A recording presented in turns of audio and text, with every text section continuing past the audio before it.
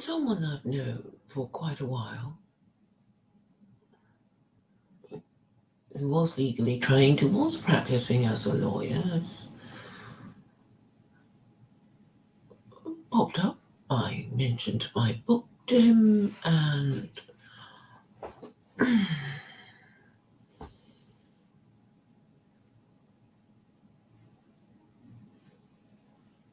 he said Islam doesn't respect women enough. And so I asked, where does it say in the Quran not to respect women? And then he said, Islam doesn't respect women. And I said, you would have to control the interpretation of the Quran and reminded him of what Nietzsche said about interpretation being a function of power rather than a function of truth. Gosh, I hope I said it properly. I might have said something different.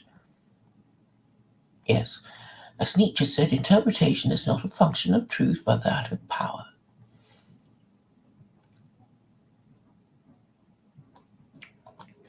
And so I mentioned to him that secular Quranism is not Islam. It's not a belief system, but a legal system like EU law. I mean, obviously it helps if you are pro-EU for you to want to study EU law and focus your practice on EU law. But you can still practice it, even if you don't quite approve, because any lawyer can understand any system of rules and negotiate his way around it. It's sort of like a good example, I suppose, would be you are a member of different clubs and they all have different rules. And while you're in these different clubs, you have to obey the rules of these different clubs, and they would be slightly different. So it's just carrying a list of rules in your head and applying them in a way that is appropriate and works for you. That's all it is, really. Well, actually, it's a bit more than that, about holding in your head different rule systems. But that is basically what it is. And you might have a case where there are two competing rule systems, and you have to prioritize one over the other, and it's not clear, and you have to resolve this competition one way or another. I suppose it's a bit like, well, I guess when you're a child and mum says do this and dad says do that, and you want to please them both, but you can't. And if you do this, if you please mum, you'll make dad angry with you, or vice versa. But then you have to resolve the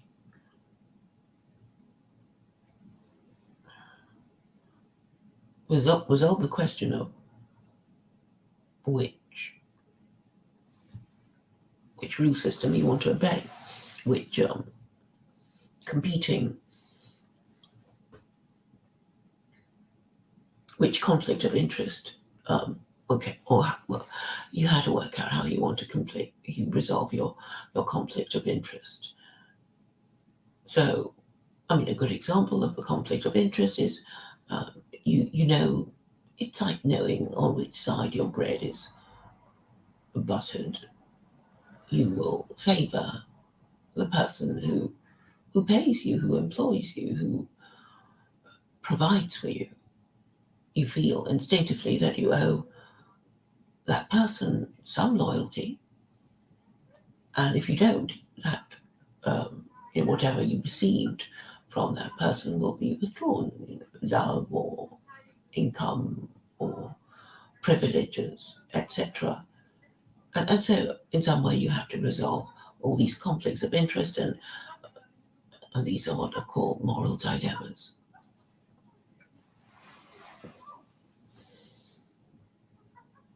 I don't think it is that hard to argue, but I suppose I remember from my childhood that I was described by my mother as being argumentative.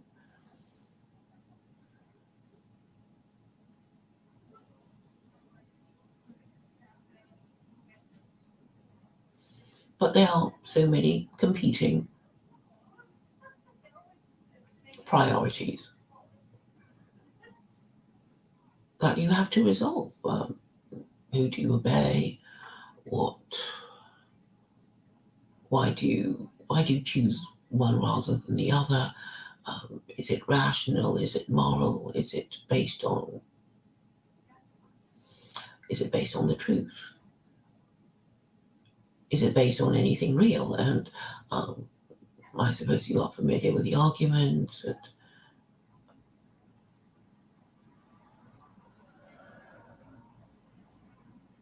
that it should be God, if he exists, that we obey and please, because ultimately he is the most powerful being capable of consigning us to hell or heaven in the afterlife, and therefore we obey his laws.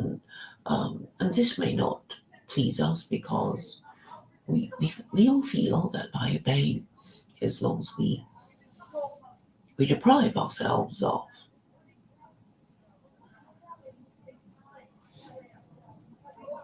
of pleasures and opportunities in this life.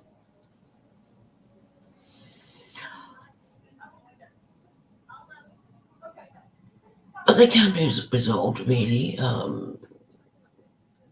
I suppose people will say that if they don't think God exists, why should they obey his laws? And I'm saying he doesn't have to exist for us to see the utility in obeying the law. So if we obey the law, we don't get punished for breaking it. And there will be those who say, well, you can break the law and get away with it. If nobody notices that you've committed any crime, then you get away with it. And it's all about getting away with it, and it's as long as a piece of string. So you can see how people lie and pretend. And my problem is really people who are talking nonsense. And I guess I'm just expressing surprise that it's actually the white middle-class Christians who are wasting their time and talking nonsense and pretending. And I'm not saying that because they're Christian. I'm saying that because, I talk to different groups of people. I talk to Muslims, I talk to people who hate Muslims, I talk to Jews, I talk to people who hate Jews, I talk to people who hate Jews and Muslims.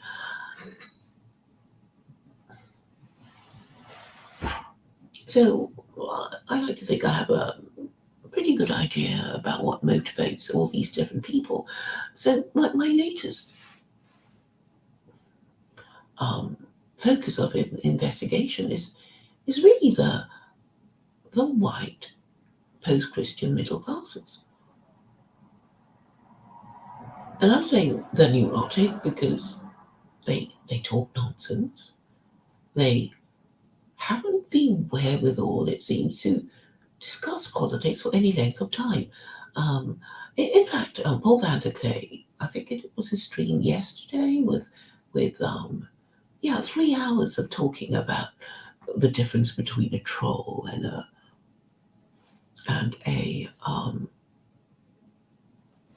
what? It was just something really trivial like that. Let me find it for you. I mean, it's just so trivial, I can't even remember it. But you spend 3 hours talking about it, and you think, why? Doesn't he have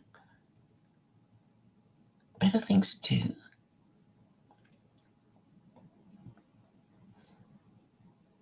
But anyway, that's what he chose to do with his time. He spent 3 hours talking to the woman who asked the silly question. Pretty white girl, or Andrea with the bangs. And she wanted to talk about the difference between being a troll and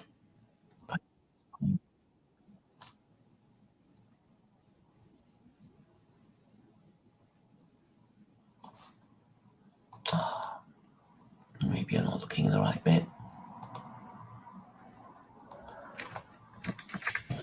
It annoys me. No, I can't remember all of it.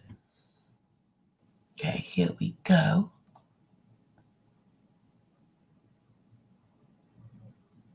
A critic and a troll. There's no difference really, is there? You get called a troll if you feel offensive. I mean, I suppose if you're going to be, you want to split hairs about it, you can say a troll is somebody who just wants to cause offence for the sake of causing offence.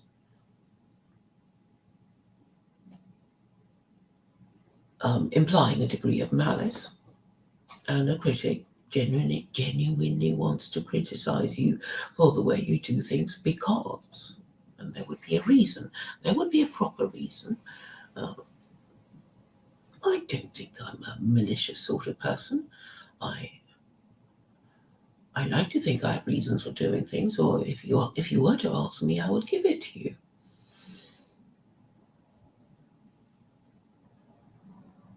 So as I was saying, the focus of my investigation is people who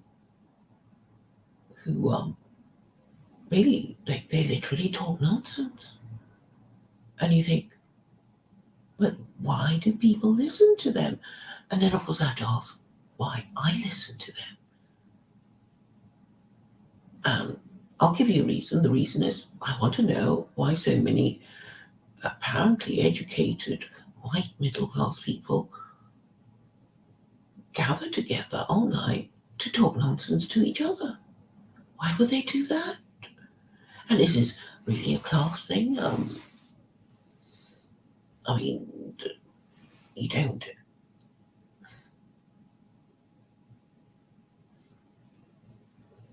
I mean, is it necessarily? I mean, are the middle classes more subject to neuroses than other classes, or are white middle class Christians more subject to neurosis than other groups of white people? And I think it's something to do with being Christian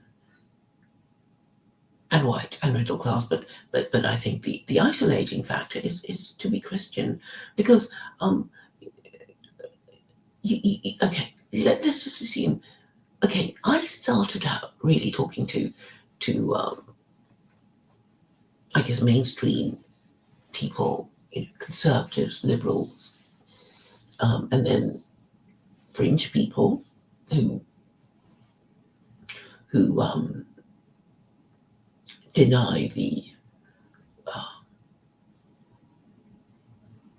efficacy of the Lib Lab Con in the UK, and so they support anti-establishment parties, and it's clear enough. You don't have to agree with them or think they're nice people, but obviously if you support what is called the fringe parties, the far left or the far right, you obviously don't think that the mainstream parties are going to work to solve your problem, and you would be on the lower, um, well, you would be. in the lower social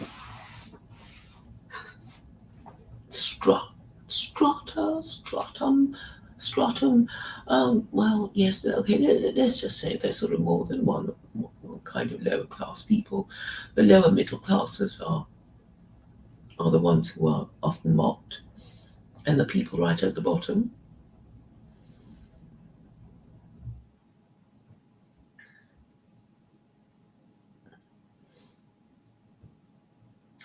The working classes. Well, you see, all these different classes are divided. You get unionized labor, and then you get manual labor, and the difference in their circumstances would be considerable. So in the UK, you'd be a member of a union, and and your union would, well, you basically had a decent job compared to the unskilled, ununionized manual labor. And obviously, if you're independent contractor, you wouldn't have a union at all. So the middle classes are, in a way, the people who are more privileged. Well, they are, or they consider themselves to be privileged. And I guess if you don't have your religion to give you your identity, you wouldn't worry about it so much, I suppose. You wouldn't have any expectations of Christianity. So because I'm looking at these Christian and post-Christian people who revolve around Paul van der Klee, it has to be assumed that these people had some kind of belief, and they want they want they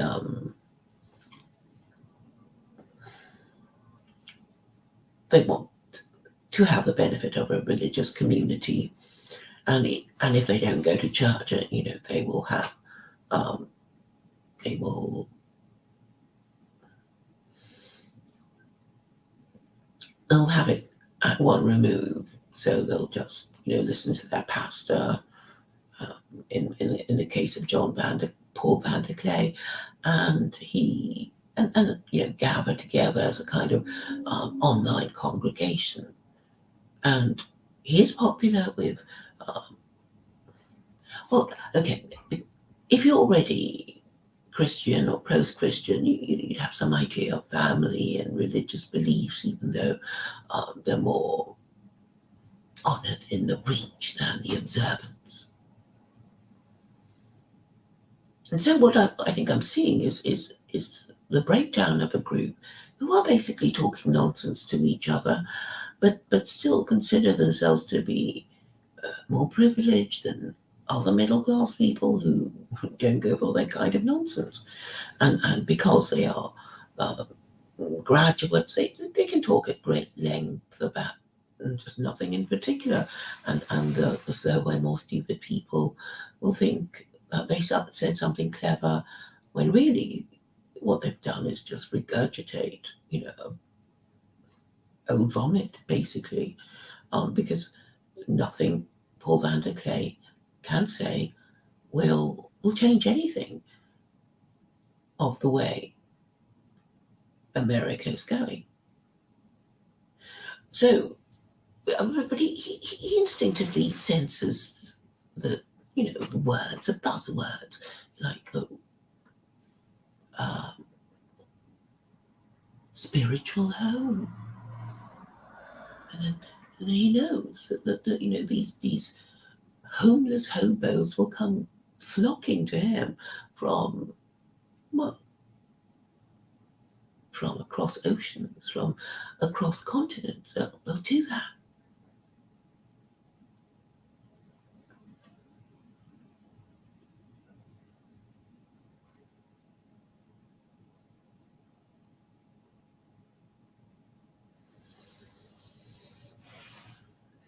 And they do that because they are so desperate.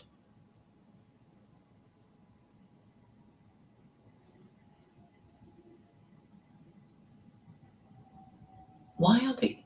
okay, why can't they find it in their own state if they're Americans, or in their own country if they happen to be British? You would have thought that there would be something, but it may be because he is. Um,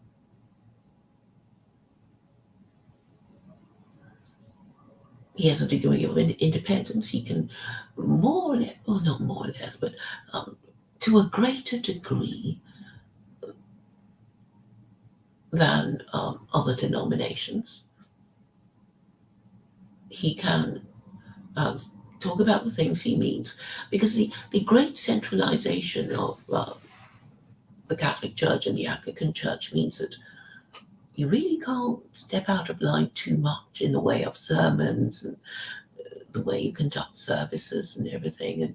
And if you work within these powerful churches, you have to conform to their way of doing things. And if you try to do anything different, you'll soon be in trouble, I suppose. But I think there's something in the way the Dutch Reformed Church is run.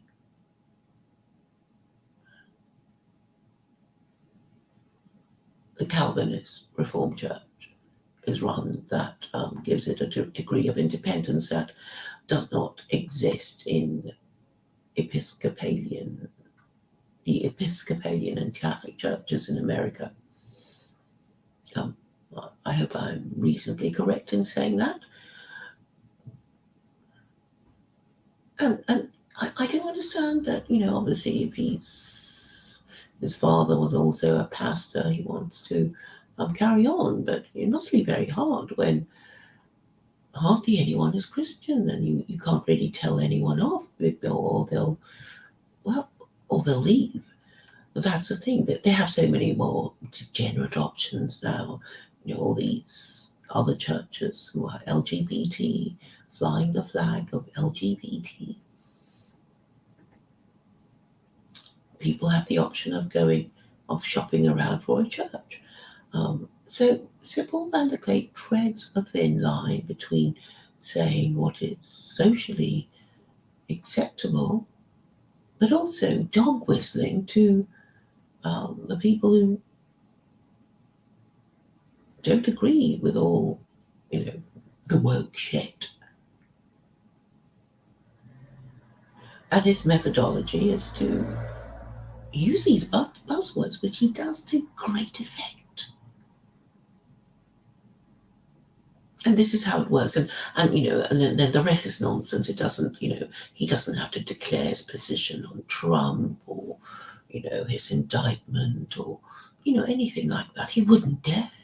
He wouldn't dare. He wouldn't be able to even say that he supports Trump, because every time people like that, they talk, oh, Trump this. But on the other hand, even though he's this terrible monster, I feel, it's always qualified. They never dare to to to give any full-throated support to Trump, because it just wouldn't be done in these middle-class circles. Because Trump is obviously for the American proletariat. And the bourgeois are so messed up in the head, so cowardly, so neurotic, so hypocritical, that they can really be literally pushed around. And this includes all the lawyers that, apparently Trump can't even hire a good lawyer, because there's this organization called, what's it called, 65 Club or something like that. I read from Alan Dershowitz saying that if you're a lawyer and you defend these people, what's it called? Let me just find the proper name for it.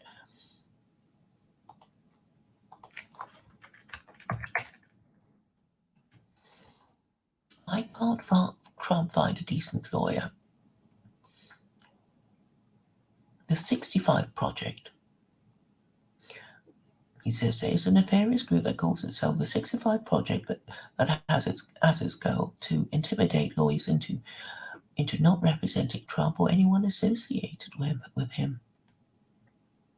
They have threatened to file bar charges against any such lawyers.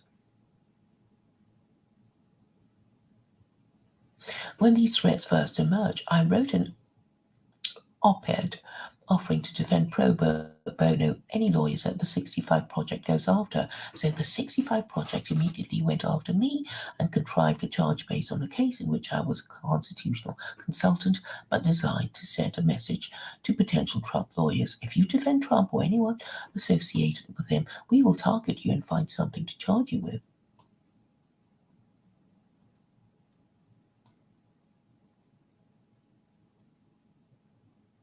The lawyers to whom I spoke are fully aware of this threat, and they are taking it seriously.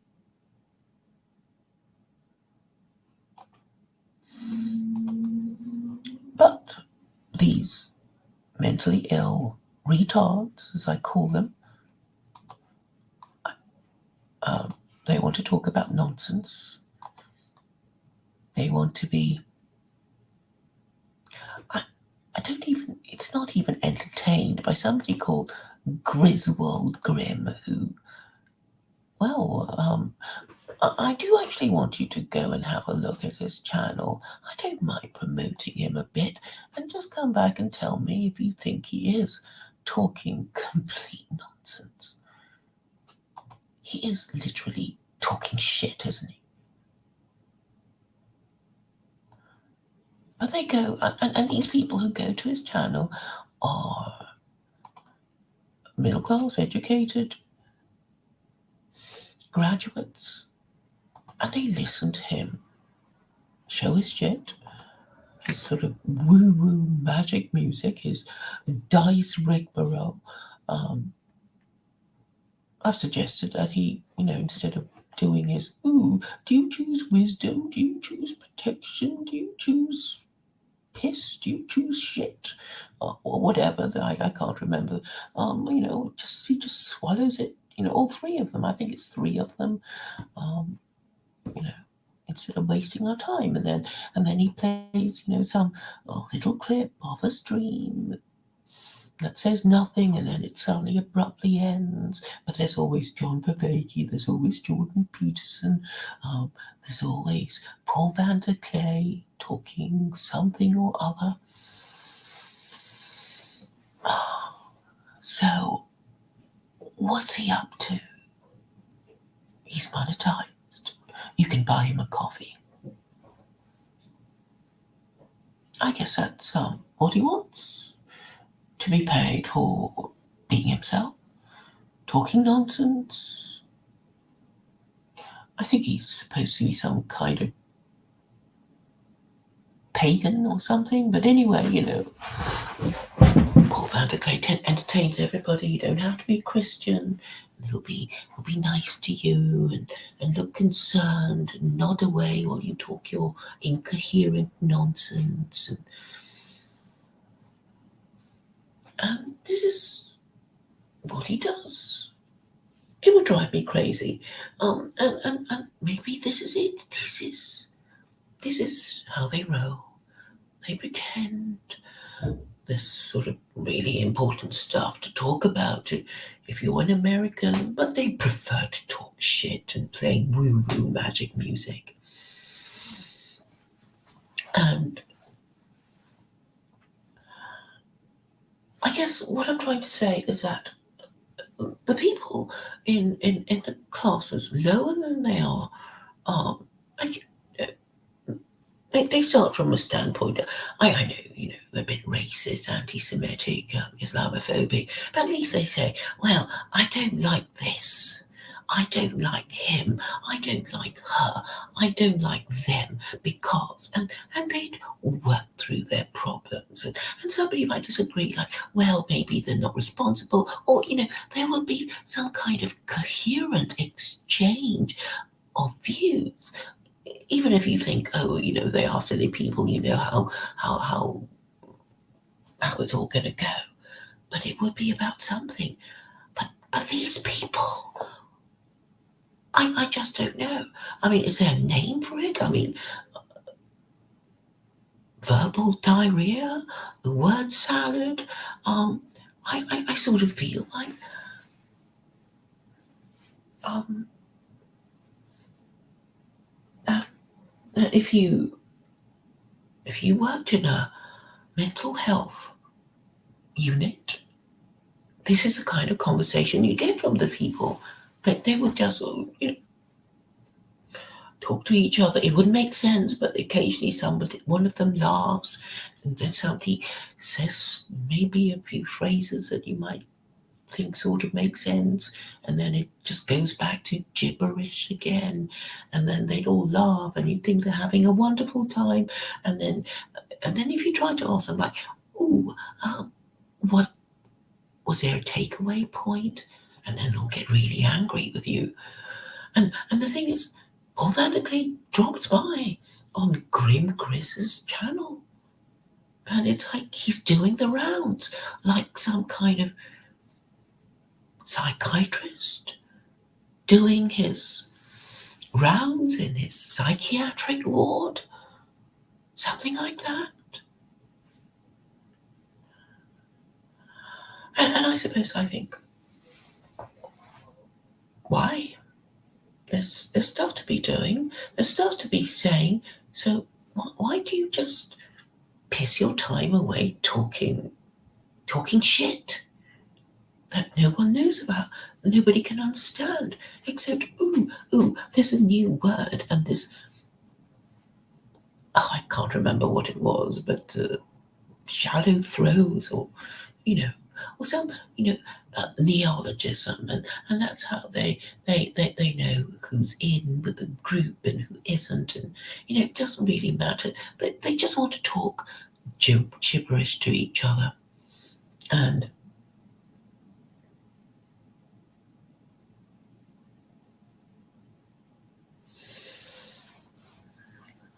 I guess this is.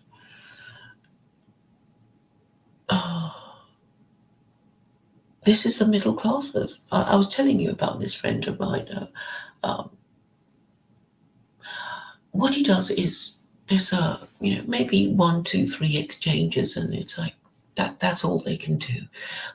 Even in person, so we'll discuss this subject, Claire. Yes, if you wanted, and it'll be.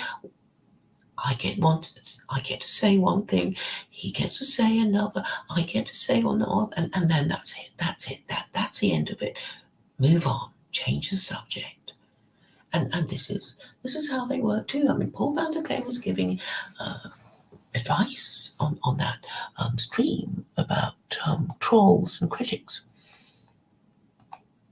and said, "Oh yes, the people who want to talk to you on Twitter, and yes, you have to respond, and then they say something, and you say something, and then you say something, and you let them have their word, and then you stop it, and nothing ever gets discussed properly, because that's not the idea. The idea is not to discuss anything in case you get into trouble. The idea is to pretend that you're listening, to pretend that you care, to pretend to be exchanging ideas." So this is the state of Christianity. And my policy is really to say to, well, anyone in America who might disagree with me that America needs an official religion, to really deal with these people who call themselves Christians. Because I don't think they really believe in that shit, do they? They don't. They just pretend to, because they want to be, with other white middle class people, so they can feel superior to the baskets of deplorables, people who speak their mind, peasants, or people they want to consider to be beneath them. So, I guess this is the neurosis of snobbery, and this is what Paul van der Klee is party to. Here's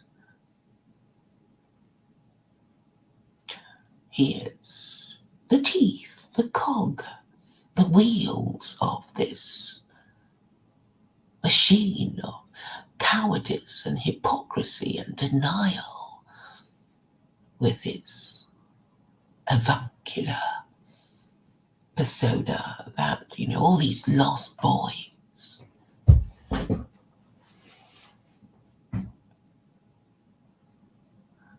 All these lost boys of the white middle class go to. I guess they had terrible fathers, estranged from their fathers. They never met their father. I don't know. But the persona that Paul van der Klee exudes is, well, what they want, and he certainly has ambitions. He knows what to do with the algorithms. Say John Vervaeke a lot. Say Jonathan Pageau a lot. Say Jordan Peterson a lot. Talk about the meaning crisis a lot, but never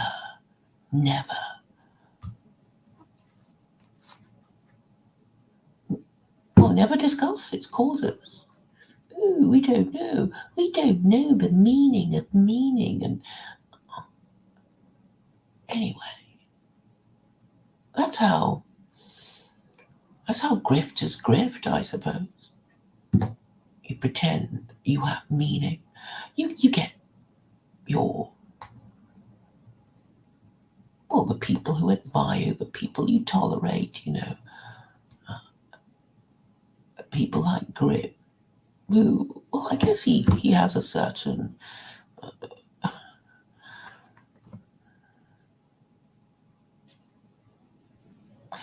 I guess he must be either pretending or he's doing it for a reason. He's doing it to, he's monetized somehow or other. I guess a lot of people want to listen to his woo-woo music and his dice trick.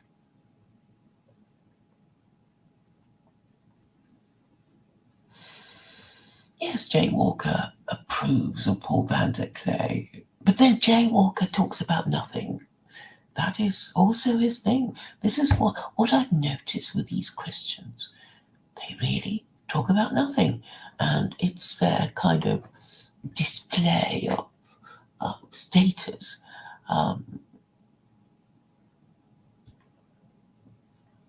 When they make you listen to their shit for longer than some other competing Christian can make you listen to their shit. That's Jay's very good at it. He's he can adopt his bluff, hearty manner, and people think he's some strong, masculine man. And but then if they listen to him a bit more carefully, he'll be saying, "Yeah, but no, I'm going to Mexico when the balloon goes up. I have no principles. Yeah, but no." And this, I think, is what is destroying Christianity and the people who continue to believe in all that shit.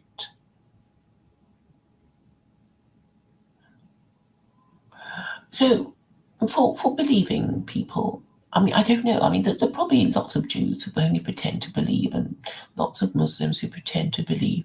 I guess if God exists, he will know that they're really idolaters pretending to believe. But why? Why would we pretend? Well, why would an atheist pretend to be an idolater and blasphemer? And I can think wanting lifetime middle class membership must be the reason.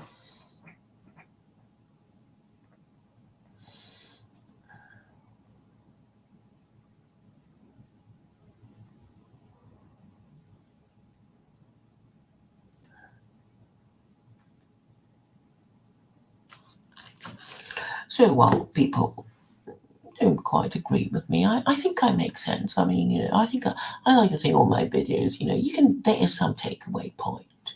Well, there are lots of points, but you can at least, point to one. Like, she said something, with a subject and a verb, and maybe I don't agree, but that's what she said. But with that lot, it's literally shit the whole time, isn't it? They never, ever say anything.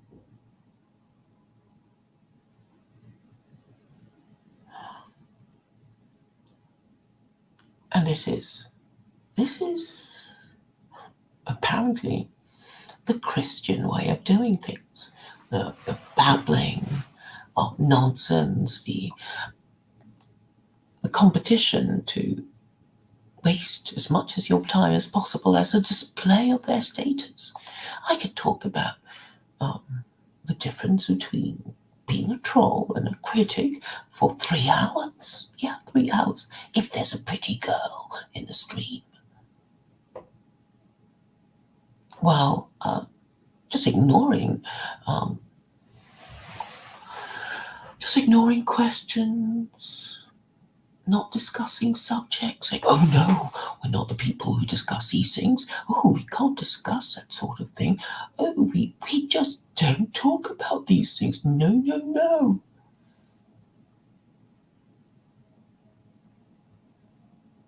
So I guess the problems of the West are not going to be resolved by these people who talk nonsense, who really want to suck up your time and energy and think of themselves as being very clever for having wasted your time. But they're going to introduce all kinds of drama, like, is the Calvinist Reformed Church going gay? What shall we do? Shall we double down on the gayness or double down on the conservatism? It doesn't matter, because it's all going to crash and burn, because nobody is going to come to your church if you can't give them hope, and if you are just nice to all the hobos and the mentally ill, then it will just fill the people who do have standards with self-loathing and disgust. I mean, I watch it and I am full of self-loathing, I have to say. It's like, why am I watching these people? Why? They're just full of shit. It's just coming out of them all the time. All this talk about nothing, never saying anything. And I'm listening to them. It's like watching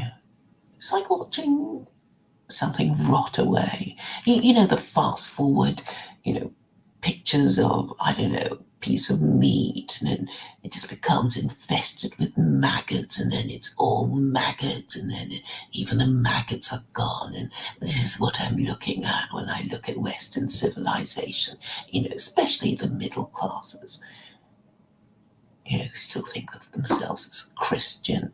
And when you tell them, well, maybe you're cursed by God, maybe Christianity, because of its idolatry and blasphemy, it's cursed by God. I mean, it's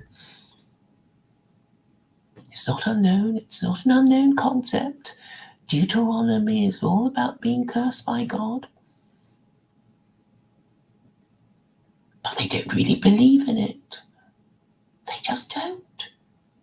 It's all about this life, their lifetimes. And that's all they care about. And that's why they can't do anything other than talk more nonsense and assert authority or status over each other by making each other listen to their stupid shit.